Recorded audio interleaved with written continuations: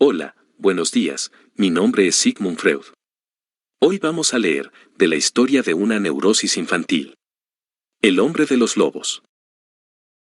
Antes de iniciar, recordá dejar tu comentario y si quieres algún video nuevo. Bueno, comencemos con 5. Algunas discusiones. 6. La neurosis obsesiva. 5. Algunas discusiones. El oso blanco y la ballena, se ha dicho, no pueden declararse la guerra porque, limitado cada uno a su elemento, nunca se encuentran frente a frente. Igualmente imposible me resulta entablar una discusión con trabajadores del campo de la psicología o de la teoría de las neurosis que no admitan las premisas del psicoanálisis y juzguen artificiosos sus resultados.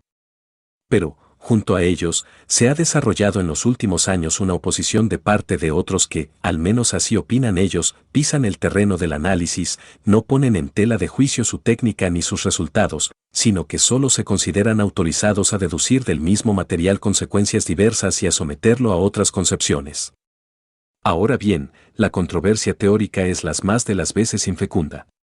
Tan pronto uno empieza a distanciarse del material del que debe nutrirse, corre el riesgo de embriagarse con sus propias aseveraciones y terminar sustentando opiniones que cualquier observación habría refutado.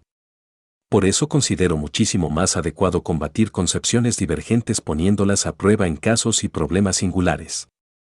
Antes consigné que se considerará sin duda improbable que un niño a la tierna edad de 1,5 años sea capaz de recoger la percepción de un proceso tan complicado y conservarlo de manera tan fiel en su inconsciente. El segundo, que a los 4 años sea posible elaborar con posterioridad, nachraglich, hasta llegar a entenderlas, esas impresiones así recibidas, y, por último, que mediante algún procedimiento pueda lograrse hacer consciente, de una manera coherente y convincente, una escena vivenciada y comprendida en tales circunstancias. Esta última cuestión es puramente fáctica. Quien se tome el trabajo de llevar el análisis por medio de la técnica prescrita hasta esas profundidades se convencerá de que es muy posible. Quien omita hacerlo e interrumpa el análisis en algún estrato superior deberá abstenerse de juzgar. Pero con ello no queda decidida la concepción de lo obtenido por el análisis de lo profundo.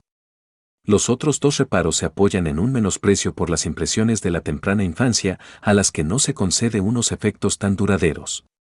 Pretenden buscar la causación de las neurosis casi exclusivamente en los serios conflictos de la vida posterior, y suponen que la sustantividad de la infancia no es sino un espejismo que nos provoca en el análisis la tendencia de los neuróticos a expresar sus intereses del presente en reminiscencias y símbolos del lejano pasado.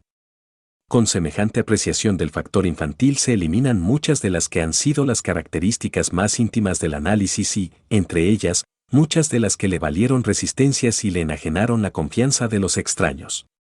Sometamos a examen, pues, la concepción de que esas escenas de la primera infancia, como nos las brinda un análisis exhaustivo de las neurosis, en nuestro caso, por ejemplo, no serían reproducciones de episodios reales a los que fuera lícito atribuir una influencia en la configuración de la vida posterior y en la formación de síntoma, sino unas formaciones de la fantasía cuya incitación proviniera de la madurez, que estuvieran destinadas a procurar cierta subrogación simbólica a deseos intereses reales y debieran su génesis a una tendencia regresiva, a un extrañamiento de las tareas del presente.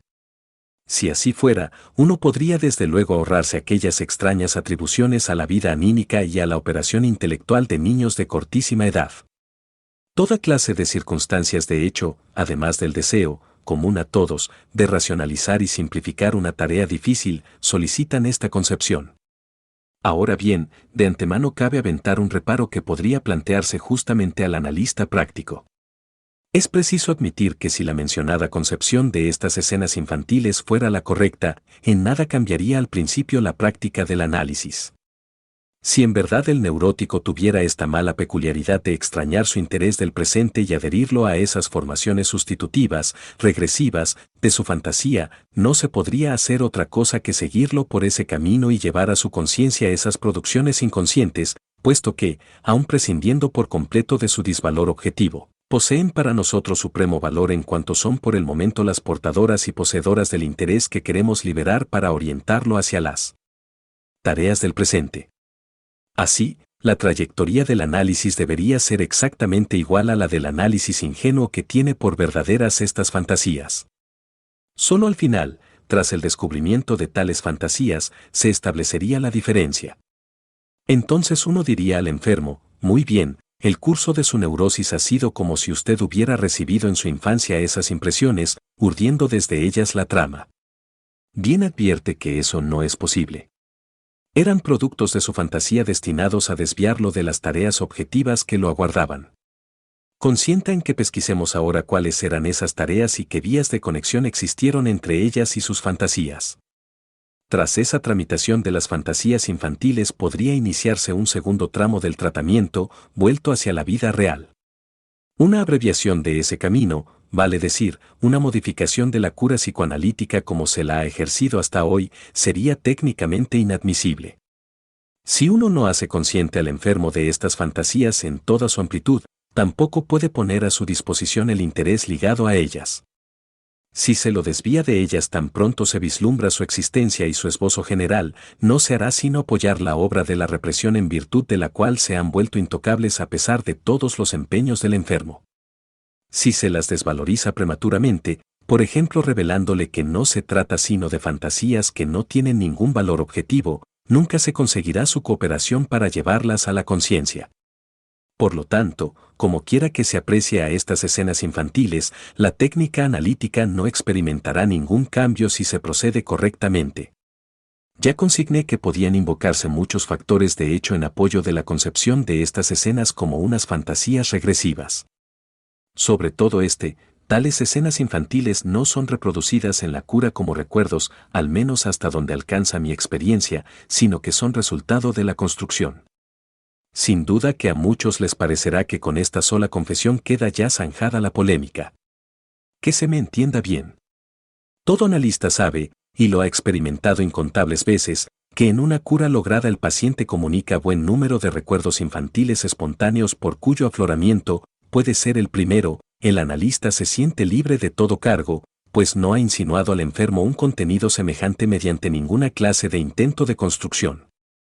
Estos recuerdos antes inconscientes no tienen por qué ser siempre verdaderos, pueden serlo, pero a menudo están dislocados, entstellen, desfigurados, respecto de la verdad, impregnados de elementos fantaseados, de manera en un todo semejante a los llamados recuerdos encubridores que se han conservado espontáneamente. He aquí lo único que yo quiero decir, escenas como las de mi paciente, de una época tan temprana y de semejante contenido, que luego reclaman una significatividad tan extraordinaria para la historia del caso, no son por lo general reproducidas como recuerdos, sino que es preciso colegirlas, construirlas, paso a paso y laboriosamente a partir de una suma de indicaciones. Y aún bastaría, para mi argumentación, admitir que tales escenas no devienen conscientes como recuerdos en los casos de neurosis obsesiva, o limitar esa indicación a este solo caso que estamos estudiando. Ahora bien, no soy de la opinión de que esas escenas deban ser necesariamente fantasías por el hecho de que no reaparezcan como recuerdos. Hay algo que a mi juicio tiene exactamente el mismo valor que el recuerdo, el hecho de que, como en nuestro caso, se sustituyan por sueños cuyo análisis reconduce de manera regular a la misma escena y que reproducen, en una infatigable labor de refundición, cada fragmento de su contenido. Es que el soñar es también un recordar, si bien sometido a las condiciones nocturnas y de la formación del sueño. Por este retorno en el soñar me explico que en los pacientes mismos se forme poco a poco un convencimiento cierto de la realidad de esas escenas primordiales, un convencimiento que en modo alguno le va en zaga al fundado en el recuerdo. No hace falta que los contradictores se den por vencidos frente a este argumento. Es sabido que los sueños son guiebles. Y el convencimiento del analizado puede ser producto de la sugestión, para la cual se sigue todavía buscando un papel en el juego de fuerzas del tratamiento analítico. El psicoterapeuta de viejo cuño sugeriría a su paciente que está sano, que ha superado sus inhibiciones, etc., y el psicoanalista no haría sino sugerirle que de niño ha tenido tal o cual vivencia que es preciso que recuerde ahora para ponerse sano. Esta sería la diferencia entre ambos. Tengamos en claro que este último intento de explicación de nuestro contrincante desemboca en una resolución de las escenas infantiles mucho más radical que la anunciada al comienzo. Se pretendía que no eran realidades, sino fantasías. Y ahora resulta, según evidencia, que no son fantasías del enfermo, sino del propio analista, quien las impone al analizado desde algún complejo personal. Es indudable que el analista, enterado de este reproche, querrá alegar para su descargo cuán paso a paso se llegó a la construcción de estas fantasías supuestamente instiladas por él, cuán independiente de la incitación médica demostró ser en muchos puntos su resultado final, como a partir de cierta fase del tratamiento todo parecía converger hacia ellas y ahora, en la síntesis, los más diversos y notables resultados irradian de ellas y como justamente mediante su supuesto hallaron solución. Los grandes y los más pequeños problemas así como las rarezas del historial clínico, aducirá que no se atribuye a sí mismo suficiente ingenio para urdir un episodio que pudiera llenar al mismo tiempo todas esas exigencias. Pero tampoco este alegato tendrá efecto alguno sobre la otra parte, que no ha vivenciado el análisis por sí misma. Una parte imputará a la otra un refinado autoengaño, y a su vez será acusada de miopía en el juicio, no se llegará a una decisión. Consideremos ahora otro factor que sostiene a nuestros oponentes en su concepción de las escenas infantiles construidas. Es el siguiente: todos los procesos que se han invocado para esclarecer estas cuestionables formaciones como fantasías existen de hecho y su significatividad se admite. El extrañamiento del interés respecto de las tareas de la vida real, la existencia de fantasías como formaciones sustitutivas de las acciones omitidas, la tendencia regresiva que se expresa en estas creaciones, regresiva en más de un sentido, en tanto sobreviene al mismo tiempo un retiro de la vida real y un remontarse al pasado. Todo eso es cierto y el análisis lo puede corroborar regularmente. Cabría pensar entonces que ello basta para esclarecer esas supuestas reminiscencias de la primera infancia, y de acuerdo con el principio de economía vigente en la ciencia, esa explicación sería preferible a otra que no puede prescindir de nuevas y extrañas hipótesis. Me permito hacer notar en este punto que en la bibliografía psicoanalítica de hoy las contradicciones suelen regirse por el principio de pars pro toto. De un conjunto en extremo compuesto se extrae un sector de los factores operantes, se lo proclama como la verdad y en aras de él se contradice al otro sector y al todo. Si uno mira un poco más de cerca el grupo que ha merecido esa preferencia, halla que es el que contiene lo consabido ya en algún otro campo, o lo que más se le aproxima. Así en Jung la actualidad y la regresión, en Adler los motivos egoístas. Pero se relega y desestima como error justamente lo que hay de nuevo en el psicoanálisis y le es peculiar. Es el camino más fácil para rechazar los revolucionarios avances del molesto psicoanálisis. No es superfluo destacarlo, a ninguno de los factores aducidos por esta divergente concepción de las escenas de la infancia les hizo falta que Jung nos enseñara como algo novedoso. El conflicto actual, el extrañamiento de la realidad, la satisfacción sustitutiva en la fantasía, la regresión al material del pasado, todo eso ha integrado desde siempre mi propia doctrina y por cierto dentro de idéntica trabazón, quizá con mínimas variantes terminológicas. Pero no era toda mi doctrina, sino solo la parte de la causación que produce sus efectos en el sentido regresivo desde la realidad hacia la formación de la neurosis. Junto a ella dejé sitio para un segundo influjo, progrediente, que produce sus efectos desde las impresiones infantiles, señala el camino a la libido que se retira de la vida y permite comprender la regresión a la infancia, de otro modo inexplicable. Así, según mi concepción, ambos factores se conjugan en la formación de síntoma. Pero una conjugación anterior me parece de igual valor. Sostengo, en efecto, que el influjo de la infancia ya se hizo sentir en la situación inicial de la formación de neurosis codeterminando de manera decisiva si el individuo fracasaría y en qué punto en el dominio de los problemas reales de la vida. Por tanto, lo que está en discusión es el valor del factor infantil. La tarea se circunscribe a hallar un caso apto para demostrar ese valor fuera de duda.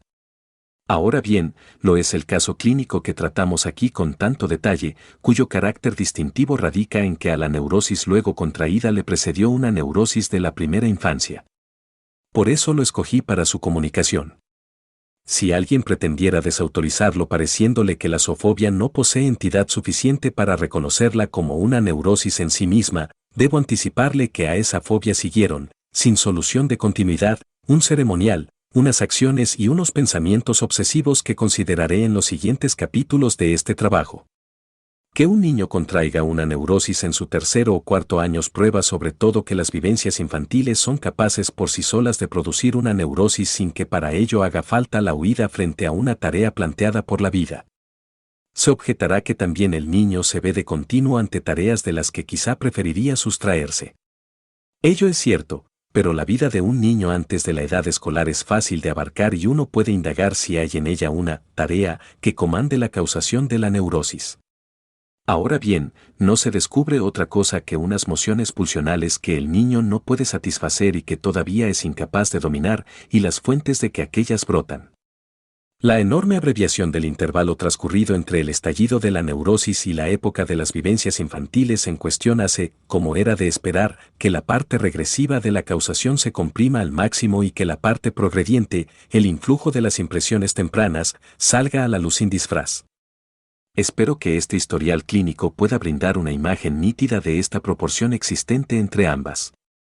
Pero hay además otras razones por las cuales las neurosis de la infancia dan una respuesta terminante a la pregunta acerca de la naturaleza de las escenas primordiales o vivencias infantiles tempranísimas pesquisadas en el análisis.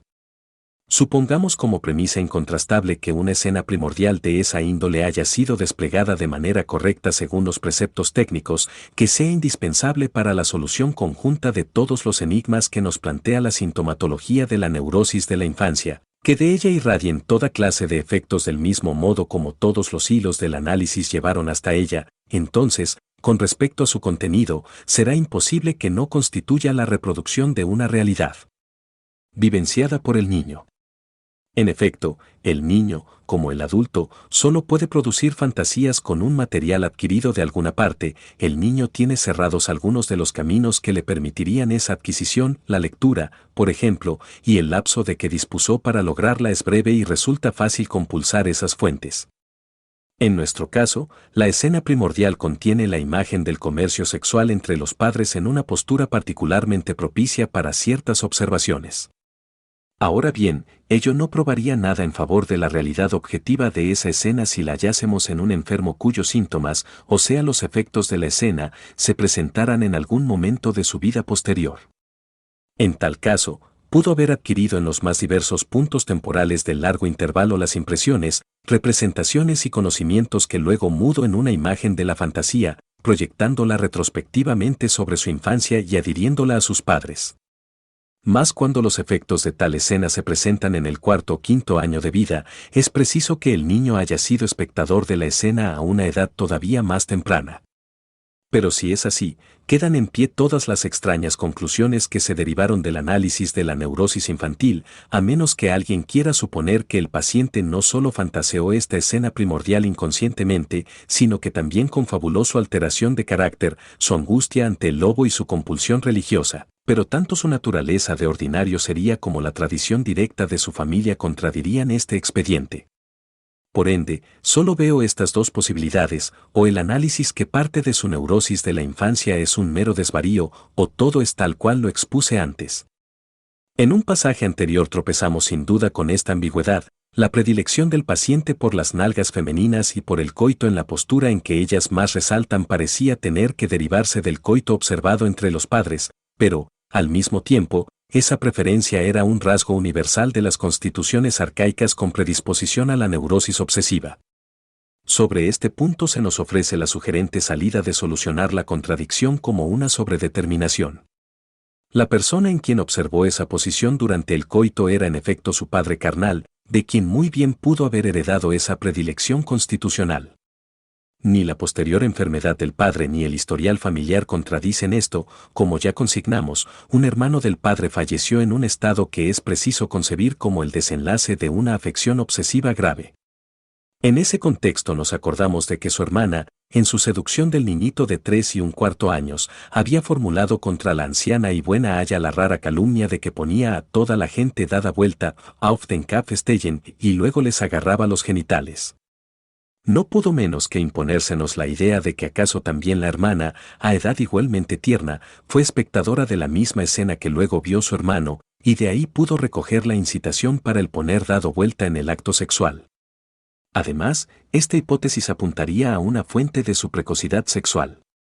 Originariamente no tenía el propósito de continuar en este lugar con el examen del valor de realidad de las escenas primordiales, pero dado que entre tanto me he visto movido a tratar ese tema en mis conferencias de introducción al psicoanálisis dentro de unos nexos más amplios y prescindiendo ya de todo propósito polémico, Resultaría desorientador que omitiera aplicar al caso aquí presentado los puntos de vista que allí se definieron.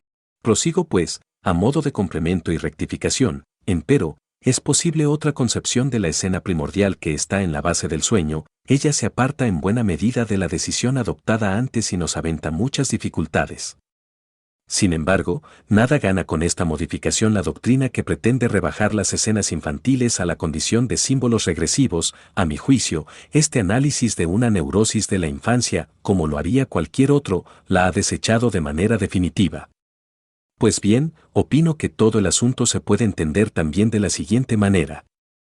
No podemos renunciar al supuesto de que este niño observa un coito a cuya vista adquiere el convencimiento de que la castración puede ser algo más que una vacua amenaza. Por otra parte, el valor que más tarde reciben las posturas de hombre y mujer para su desarrollo de angustia y como condición de amor no admite otra opción que inferir esto. Debe de tratarse de un coitus atergo, mor ferarum. Pero hay otro factor que no es insustituible y puede desdeñarse. ¿Acaso no fue un coito entre los padres, sino un coito entre animales, el observado por el niño y trasladado luego a los padres, como si hubiera descubierto que los padres no obrarían de otro modo? Esta concepción es propiciada sobre todo por el hecho de que los lobos del sueño son en verdad perros ovejeros, como tales aparecen en el dibujo. Poco antes del sueño habían llevado repetidas veces al niño a visitar las majadas de ovejas y bien pudo ver esos grandes perros blancos, siendo probable que los observara también durante el coito. A esto yo referiría también el número 3, que el soñante adujo sin una motivación mayor, y supondría que hizo 3 de tales observaciones en los perros ovejeros. Lo que se añadió en el estado de excitación expectante de su noche de sueño fue la transferencia a los padres de esa imagen mnémica recién adquirida, con todos sus detalles, y fue solo esto último lo que posibilitó aquellos poderosos influjos afectivos. En ese momento entendió con posterioridad Nachraglich tales impresiones recibidas quizás unas semanas o meses antes, proceso este que acaso cada uno de nosotros puede haber vivenciado en sí mismo. La transferencia de los perros en coito a los padres no se consumó entonces por medio de un procedimiento de inferencia ligado a palabras, sino buscando en el recuerdo una escena real en que los padres estuvieron juntos, escena que pudo fusionarse con la situación de coito. Y todos los detalles de la escena aseverados en el análisis del sueño pudieron ser una reproducción exacta. Fue de hecho una siesta de verano. Mientras el niño padecía de malaria, los padres, vestidos de blanco, estaban ambos presentes cuando el niño despertó, pero la escena era inocente. El resto lo había agregado el posterior deseo del niño, en su apetito de saber, de espiar también a sus padres en su comercio amoroso, sobre la base de sus experiencias con los perros. Entonces, la escena así fantaseada desplegó todos los efectos que le hemos atribuido, los mismos que si hubiera sido enteramente real y no se compusiera de 2 ingredientes pegados entre sí, uno anterior indiferente y uno posterior impresionante en extremo. De inmediato se advierte hasta qué grado ha disminuido la operación de creencia que se nos pedía. Ya no nos hace falta suponer que los padres consumaron el coito en presencia del niño, por pequeño que éste fuera, cosa que para muchos de nosotros constituye una representación desagradable. También disminuye en mucho el monto de la posterioridad, Nachtraglichkeit, efecto retardado. Ahora queda referida solo a unos meses del 4º año de vida y no se remonta hasta los oscuros primeros años de la infancia. Apenas si queda algo de extraño en la conducta del niño, quien transfiere de los perros a los padres y teme al lobo en vez de temer al padre. En efecto, su cosmovisión se encuentra en la fase de desarrollo que en Tótem y Tabú, 1912-13, ensayo 4, fue caracterizada corno de retorno del totemismo. La doctrina que pretende explicar las escenas primordiales de las neurosis mediante un fantaseo retrospectivo desde épocas más tardías parece hallar fuerte apoyo en nuestra observación, a pesar de la tierna edad de nuestro neurótico, 4 años. Por joven que sea, ha conseguido sustituir una impresión de su 4º año por un trauma fantaseado que se remonta a cuando tenía 1,5 años. Ahora bien, esa regresión no parece enigmática ni tendenciosa. La escena que era preciso producir debía llenar ciertas condiciones, que, debido a las circunstancias de vida del soñante, solo pudieron cumplirse en esa época temprana, por ejemplo, la de encontrarse en cama en el dormitorio de los padres. Sin duda, en cuanto al acierto de la concepción aquí propuesta, la mayoría de los lectores considerarán decisivo lo que yo pueda indicar a partir de los resultados obtenidos por el análisis en otros casos. En verdad, en los análisis de personas neuróticas no es una rareza la escena de observar el comercio sexual entre los padres a una edad muy temprana, se trate de un recuerdo real o de una fantasía, acaso se la encuentre con igual frecuencia en quienes no se han vuelto neuróticos. ¿Y acaso pertenezca al patrimonio regular de su tesoro mnémico, consciente o inconsciente? Ahora bien, todas las veces que pude desarrollar mediante análisis una escena de esa índole, ella exhibió la misma peculiaridad que nos desconcertó en nuestro paciente, se refería al coitus a tergo, el único que hace posible al espectador la inspección de los genitales. Entonces ya no cabe dudar más de que se trata solo de una fantasía, quizás incitada regularmente por la observación del comercio sexual entre animales. Más todavía, he indicado que mi exposición de la escena primordial quedó incompleta, pues me reservé para más tarde comunicar el modo en que el niño perturbó el comercio de los padres. Ahora debo agregar que también la índole de esta perturbación es la misma en todos los casos.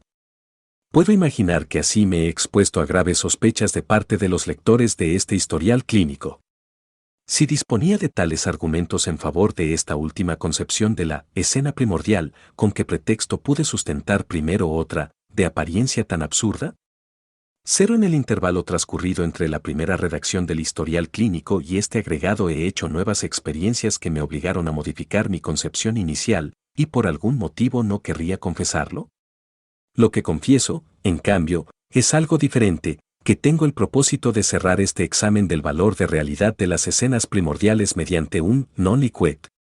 Este historial clínico no ha llegado aún a su fin, en su ulterior trayectoria emergerá un factor perturbador de la certeza que ahora creemos tener. Entonces, no queda otro remedio que la remisión a los pasajes de mis conferencias donde he tratado el problema de las fantasías primordiales o escenas primordiales. 6. La neurosis obsesiva. Por tercera vez experimentó el paciente una influencia que modificó de manera decisiva su desarrollo. Cuando tenía 4,5 años y su estado de irritabilidad y angustia seguía sin mostrar mejoría, su madre se decidió a hacerle conocer la historia bíblica con la esperanza de reorientarlo y edificarlo. Y lo consiguió, la introducción de la religión puso fin a la fase anterior, pero produjo el relevo de los síntomas de angustia por síntomas obsesivos. Hasta entonces le resultaba difícil dormirse porque temía soñar con cosas malas, como aquella noche anterior a la Navidad. Ahora, antes de meterse en cama, se veía precisado a besar todas las imágenes sagradas de la habitación, rezar oraciones y hacer innumerables veces la señal de la cruz sobre su persona y su lecho. Vista panorámicamente, su infancia se nos articula así en las siguientes épocas: primero, la prehistoria hasta la seducción, 3,25 años, dentro de la cual cae la escena primordial; segundo, la época de la alteración del carácter hasta el sueño de angustia, 4 años; tercero, la zoofobia hasta la introducción en la religión, 4,5 años, y, a partir de entonces, la época de la neurosis obsesiva, hasta después del 10º año. Una sustitución instantánea y pareja de una fase por la siguiente no estaba ni en la naturaleza de las circunstancias ni en la de nuestro paciente, en quien, por el contrario, lo característico era la conservación de todo lo pasado y la coexistencia de las más diversas corrientes. La conducta díscola no desapareció al emerger la angustia y prosiguió, cediendo poco a poco, en la época de la beatería. Empero, en esta última fase ya no contaba la fobia al lobo. La trayectoria de la neurosis obsesiva fue discontinua. El primer ataque fue el más prolongado e intenso, otros sobrevinieron a los 8 y 10 años, cada vez tras ocasionamientos que mantenían un nexo visible con el contenido de la neurosis. La madre misma le contó la historia sagrada y además hizo que la ñaña se la leyera en voz alta de un libro adornado con ilustraciones. Desde luego, el peso principal de lo comunicado recayó sobre la historia de la pasión. La ñaña, que era muy piadosa y supersticiosa, dio sus explicaciones sobre el tema, pero también tuvo que escuchar todas las objeciones y dudas del pequeño crítico. Si las luchas que empezaban a conmoverlo terminaron al fin con un triunfo de la fe, ese resultado no fue ajeno al influjo de la ñaña. Lo que él me contó acerca de sus reacciones frente a su iniciación religiosa tropezó en mí al comienzo con una decidida incredulidad. Opinaba yo que esos no podían ser los pensamientos de un niño de 4,5 a 5 años, probablemente trasladara a ese temprano pasado el fruto de las reflexiones del adulto de casi 30 años. Sin embargo, el paciente no quiso saber nada de esta corrección, no hubo modo de llegar a un acuerdo como el alcanzado para tantas otras diferencias de opinión entre nosotros. El nexo de esos pensamientos recordados con los síntomas de que informaba, así como la inserción de estos dentro de su desarrollo sexual, me constriñeron por fin a creerle más bien. Por lo demás, me dije que justamente esa crítica a la doctrina de la religión, que yo no quería atribuir al niño, solo es producida por una ínfima minoría de los adultos. Ahora presentaré el material de sus recuerdos y solo después buscaré un camino que lleve a entenderlo. Según informa, la impresión que al comienzo le produjo el relato de la historia sagrada en modo alguno fue grata. Primero se revolvió contra el carácter padeciste de la persona de Cristo, y luego contra la trama íntegra de su historia. Dirigió su descontenta crítica a Dios Padre. Si era todopoderoso, entonces era culpable de que los hombres fueran malos y martirizaran a otros, a raíz de lo cual se iban después al infierno. Habría debido hacer los buenos, él mismo era responsable de todo el mal y de todo el martirio. Le escandalizaba el mandamiento de ofrecer la otra mejilla cuando se había recibido una bofetada, también, que Cristo en la cruz hubiera impetrado que le apartaran ese cáliz, pero además que no se hubiese producido un milagro para demostrar que era el Hijo de Dios. Así pues, se había despertado su inteligencia, que supo pesquisar con despiadado rigor los puntos débiles de la historia sagrada. Ahora bien, a esta crítica racionalista se aunaron muy pronto cavilaciones y dudas a través de las cuales se trasluce la cooperación de emociones secretas. Una de las primeras preguntas que dirigió a la ñaña fue si también Cristo tuvo un trasero. Ella le explicó que había sido un Dios y también un hombre. Y como hombre había tenido y hecho todo como los demás hombres. Esto no le satisfizo en absoluto, pero supo consolarse diciéndose que el trasero no era más que la prolongación de las piernas. La angustia apenas apaciguada de verse precisado a degradar a la sagrada persona volvió a encenderse cuando le afloró la pregunta de si también Cristo había defecado. No osó formulársela a la piadosa ñaña, pero halló una escapatoria tal que ella misma no habría podido procurarla mejor. Si Cristo había hecho vino de la nada, también pudo convertir en nada la comida y así ahorrarse la defecación. Empezaremos a entender estas cavilaciones si las anudamos a una pieza de su desarrollo sexual, considerada antes. Sabemos que desde el rechazo de que lo hizo objeto la ñaña y la sofocación, conectada con dicho rechazo del quehacer genital incipiente, su vida sexual se había desarrollado siguiendo las direcciones del sadismo y el masoquismo. Martirizaba y maltrataba a animales pequeños, fantaseaba el azotar caballos, y por otra parte el ser azotado el heredero del trono. En el sadismo mantenía en pie la arcaica identificación con el padre, en el masoquismo lo había escogido como objeto sexual. Se encontró de lleno en una fase de la organización pregenital en la que yo he discernido la predisposición a la neurosis obsesiva. Por la injerencia de aquel sueño que lo puso bajo el influjo de la escena primordial, habría podido progresar hasta la organización genital y mudar su masoquismo hacia el padre en una actitud femenina hacia él, en homosexualidad. Empero, ese sueño no trajo consigo ese progreso, desembocó en angustia. La relación con el padre, que de la meta sexual de recibir un correctivo de él habría debido llevar a la meta siguiente, la de ser poseído sexualmente por el padre como una mujer, en virtud del veto de su masculinidad narcisista fue arrojada hacia atrás, hacia un estadio aún más primitivo, y escindida, abspalten, por desplazamiento a un sustituto del padre, como angustia de ser comido por el lobo, pero en modo alguno quedó tramitada con esto último. Más bien, solo podremos dar razón de esta relación de las cosas, que se nos presenta compleja, si nos atenemos a la coexistencia de tres aspiraciones sexuales que tenían por meta al padre. Desde el sueño, era homosexual en lo inconsciente, en la neurosis, retrocedió al nivel del canibalismo, pero la anterior actitud masoquista siguió siendo dominante. Las tres corrientes tenían metas sexuales pasivas, se trataba del mismo objeto y de idéntica emoción sexual, pero se había plasmado una escisión, Spaltung, de esta última siguiendo tres niveles diversos. Ahora bien, el conocimiento de la historia sagrada le dio la posibilidad de sublimar la predominante actitud masoquista hacia el Padre. El divino Cristo, lo cual le resultó particularmente fácil por haber nacido el mismo día. Así había devenido algo grandioso y también, sobre esto el acento no recayó todavía bastante, un varón.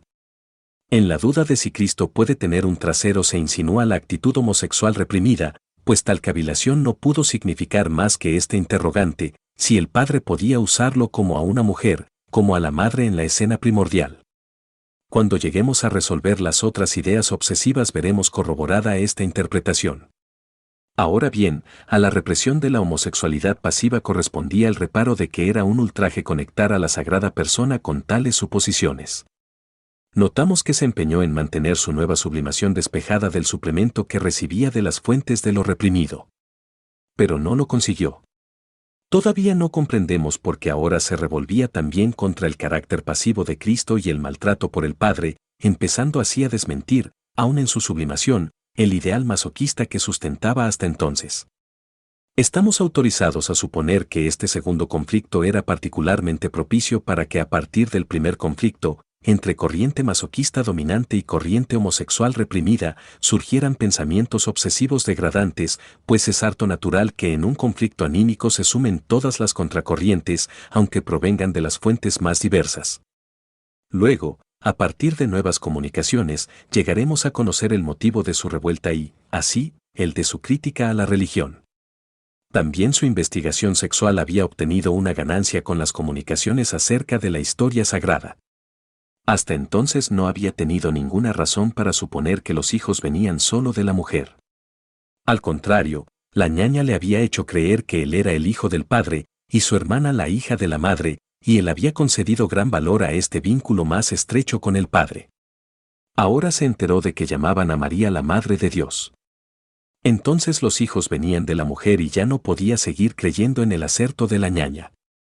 Además, los relatos lo dejaron perplejo en cuanto al verdadero Padre de Cristo. Él se inclinaba a considerar tal a José, pues había escuchado que siempre vivieron juntos, pero la ñaña dijo, José fue solo como su padre, el Padre verdadero era Dios. Así, no supo a qué atenerse. Únicamente entendió esto, si era posible discutir sobre ese punto, la relación entre padre e hijo no era tan estrecha como siempre se la había representado. El niño adivinó, por así decir, la ambivalencia de sentimientos hacia el padre sedimentada en todas las religiones y atacó, angreifen, a su religión por el aflojamiento de ese vínculo con el padre. Desde luego, su oposición pronto dejó de ser una duda acerca de la verdad de la doctrina y, a cambio de ello, se volvió directamente contra la persona de Dios.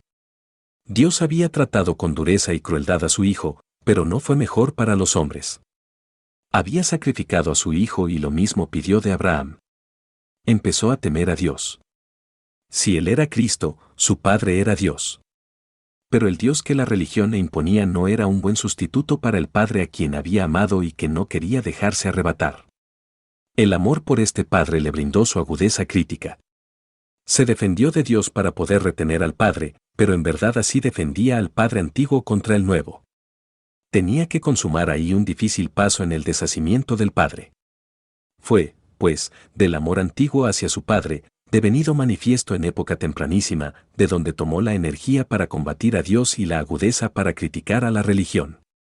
Pero por otra parte esa hostilidad hacia el nuevo Dios tampoco era un acto originario, tenía un arquetipo en una moción hostil hacia el Padre, nacida bajo el influjo del sueño angustiante, y en el fondo no era más que un renacimiento de ella. Las dos opuestas mociones de sentimiento destinadas a regir toda su vida posterior coincidieron aquí en la lucha de ambivalencia en torno del tema de la religión.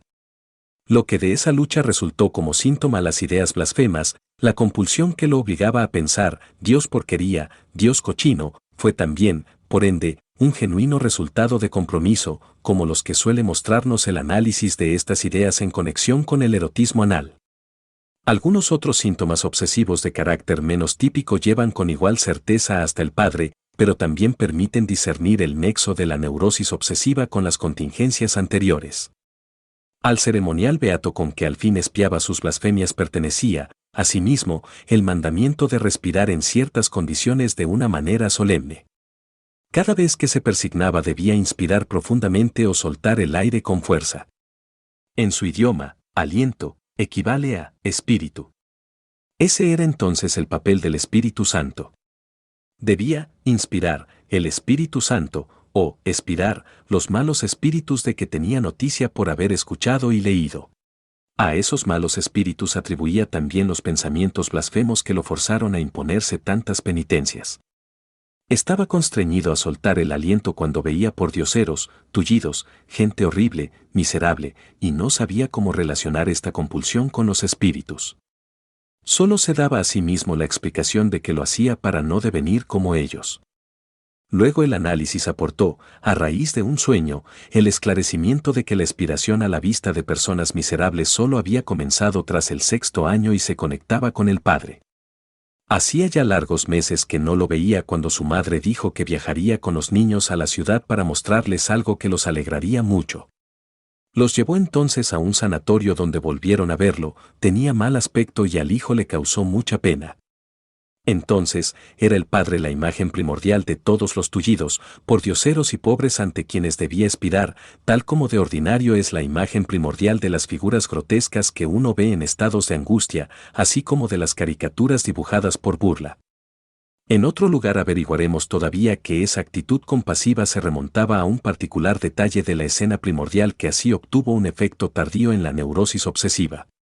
El designio de no devenir como esos, designio que motivaba su aspiración ante los tullidos, era por tanto la antigua identificación padre vuelta en negativo, INS negative yeguandelt. Empero, así copiaba al padre también en el sentido positivo, pues la respiración fuerte era una imitación del ruido que había escuchado emitir al padre en el coito. El Espíritu Santo debía su origen a este signo de la excitación sensual del varón. Por obra de la represión ese respirar devino el espíritu maligno, que tenía también una genealogía diversa, a saber, la malaria que padecía en la época de la escena primordial. La desautorización de estos malos espíritus correspondía a un rasgo inequívocamente ascético que se exteriorizaba también en otras reacciones. Cuando escuchó decir que cierta vez Cristo había encerrado espíritus malignos en unas marranas que luego se precipitaron a un abismo, se acordó de que su hermana, siendo muy pequeña y antes que él tuviera recuerdo, había caído rodando a la playa por las peñas de la barranca. Entonces, también ella era un espíritu maligno y una marrana, un camino directo llevaba desde aquí hasta Dios cochino. El Padre mismo había demostrado estar igualmente gobernado por la sensualidad. Cuando se enteró de la historia de los primeros hombres, le llamó la atención la semejanza de su destino con el de Adán. En plática con la ñaña se asombró farisaicamente de que Adán se hubiera dejado precipitar a la desdicha por una mujer, y prometió a la ñaña que jamás se casaría. En esa época se procuraba intensa expresión una enemistad con la mujer a causa de la seducción por su hermana. En su vida posterior habría de seguir perturbándolo a menudo. La hermana se le convirtió en la corporización permanente de la tentación y el pecado.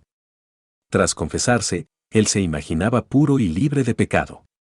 Pero entonces le parecía como si su hermana estuviera al acecho para precipitarlo de nuevo en el pecado, y al menor descuido ya provocaba una escena de disputa con ella que lo hacía otra vez pecador. Así estaba constreñido a reproducir siempre de nuevo el hecho de la seducción. Por lo demás, y aunque lo oprimían tantísimo, nunca había revelado en la confesión sus pensamientos blasfemos. Sin advertirlo hemos caído en la sintomatología de los últimos años de la neurosis obsesiva, pasando por alto todo cuanto hubo en el medio, informaremos acerca de su desenlace. Ya sabemos que, prescindiendo de su carácter permanente, experimentaba refuerzos temporarios. Cierta vez ello ocurrió, cosa que todavía no podemos penetrar, cuando en la misma calle murió un niño con quien pudo identificarse. A los 10 años le pusieron un preceptor alemán que muy pronto cobró gran influencia sobre él. Es muy sugerente que toda su grave beatería se disipase para no renacer nunca luego de que hubo advertido y experimentado, en pláticas pedagógicas con el maestro, que este sustituto del padre no atribuía valor alguno a la devoción y tenía por nula la verdad de la religión. La beatería, pues, cayó junto con su dependencia del padre, que ahora era relevado por un padre nuevo y más accesible. Es cierto que no aconteció sin una última reanimación de la neurosis obsesiva, de la que recordaba en particular la compulsión a pensar en la Santísima Trinidad toda vez que veía agrupados en la calle 3 montículos de bosta. Nunca cedía a una incitación sin intentar retener lo desvalorizado. Cuando el maestro lo disuadió de cometer crueldades contra los animales pequeños, puso término por cierto a esos desaguisados, pero no sin antes volver a entregarse bastante a fondo a la tarea de despedazar orugas. También en el tratamiento analítico se comportaba de igual modo, desarrollando una reacción negativa, pasajera, tras cada solución terminante, intentaba por breve lapso negieren su efecto mediante un empeoramiento del síntoma solucionado. Se sabe que los niños tienen universalmente un comportamiento parecido frente a las prohibiciones. Si se los increpa por producir un ruido insoportable, antes de cesar en ello vuelven a repetirlo tras la prohibición. Así consiguen mostrar que cesan por su voluntad y desafían la prohibición. Bajo el influjo del maestro alemán se generó una nueva y mejor sublimación de su sadismo, que, en correspondencia a la pubertad que se aproximaba, había pasado a prevalecer en esa época sobre el masoquismo. Empezó a entusiasmarse con todo lo relativo al soldado, uniformes, armas y caballos y a nutrir sobre esto continuos sueños diurnos. Así, bajo el influjo de un varón se había librado de sus actitudes pasivas y al comienzo se encontró andando por unas vías bastante normales. Un efecto postrero de su dependencia del maestro, que pronto lo abandonó, fue que más tarde prefiriera el elemento alemán, médicos, sanatorios, mujeres, al de su patria, subrogación del padre, lo cual significó también una importante ventaja para la transferencia en la cura. En el periodo anterior a su liberación por el maestro le sobrevino todavía un sueño que menciono porque lo había olvidado hasta su emergencia en la cura. Se veía jinete en un caballo, perseguido por una oruga gigantesca. Discernió en este sueño una alusión a otro previo, de la época anterior al maestro, que hacía tiempo habíamos interpretado. En ese sueño previo vio al diablo vestido de negro y en la posición erguida que tanto terror le provocara en su momento en el lobo y en el león. Con el dedo extendido indicaba un caracol gigante. Enseguida había colegido que ese diablo era el demonio de una conocida poesía y el sueño mismo, la refundición de una difundida imagen que figuraba al demonio en una escena amorosa con una muchacha. El caracol reemplazaba a la mujer como símbolo femenino por excelencia. Guiados por el ademán demostrativo del demonio, pronto pudimos indicar el sentido del sueño, ansiaba que alguien le procurara las últimas enseñanzas que aún le faltaban sobre los enigmas del comercio sexual, como en su momento el padre en la escena primordial hiciera con las primeras. Sobre el segundo de los sueños mencionados, en que el símbolo femenino fue sustituido por el masculino, recuerda una vivencia determinada que tuvo poco antes. Cierto día, cabalgando por la finca, pasó junto a un campesino dormido, a cuyo lado yacía su hijo. Este despertó al padre y le dijo algo, tras lo cual el padre empezó a insultar al jinete y a perseguirlo, de suerte que él puso rápidamente distancia con su caballo. Y tras esto el segundo recuerdo, en la misma finca había árboles totalmente blancos, totalmente recubiertos de orugas. Comprendemos que emprendió, Ergreifen, la huida ante la realización de la fantasía de que el hijo durmiera con el padre, y que adujo los árboles blancos para producir una alusión al sueño angustioso de los lobos blancos encima del nogal. Era, por tanto, un estallido directo de la angustia frente a aquella actitud femenina ante el varón de la cual primero se había protegido mediante la sublimación religiosa y pronto lo haría mediante la sublimación militar, todavía más eficaz. Pero sería un gran error suponer que tras la cancelación de los síntomas obsesivos no quedaron como secuela efectos permanentes de la neurosis obsesiva. El proceso había llevado a un triunfo de la fe beata sobre la rebelión de la crítica investigadora y había tenido como premisa la represión de la actitud homosexual. De ambos factores resultaron desventajas permanentes. Desde esta primera gran derrota, el quehacer intelectual quedó gravemente dañado. No se desarrolló ningún celo por aprender, ya no se evidenció nada de aquella agudeza que a la tierna edad de 5 años había pulverizado críticamente las doctrinas de la religión. La represión de la homosexualidad hiperintensa, represión sobrevenida en el curso de aquel sueño angustioso, reservó esa sustantiva moción para lo inconsciente, así la conservó en su postura meta originaria y la sustrajo de todas las sublimaciones a que de ordinario ella se ofrece. Por eso al paciente le faltaron todos los intereses sociales que dan contenido a la vida.